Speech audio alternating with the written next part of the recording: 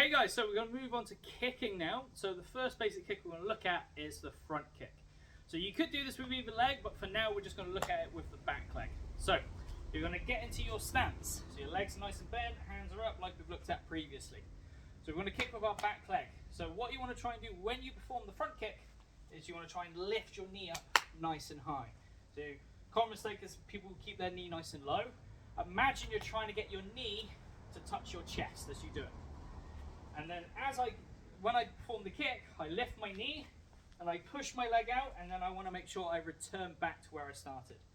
So I'm aiming to make contact with the ball of my foot. So my foot, if I hit a target, wants to make that kind of shape with my foot. So I'm not using the whole of my foot, I'm trying to use the ball of my foot as I hit. Common mistakes, people tend to drop their hands because it helps them feel like they're getting more power. But if I miss the kick or if they defend it, that's leaving me wide open to get hit.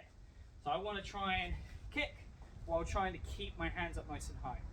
Another detail to bear in mind is I'm not just flicking my leg out. What I want to try and do is actively push forward with my hips, which adds a little bit more power. Second mistake people do is they do their kick, but then they fall forward. Okay, that's going to leave me open to get hit, especially if I miss the kick. One of the purposes of kicks is for me to try and maintain distance from my opponent. So I don't want to kick and then land forward, because that's going to leave me open to get hit. Okay, so my hands are up, I lift my knee, kick the ball of my foot, and then make sure it comes back. Again, another mistake people do is they bring their feet together, but now my position is all compromised. So if my back foot starts there, after I do my kick, I want to make sure it goes back to that same position. So again, my hands are up, lift my knee, kick, and that's my front kick.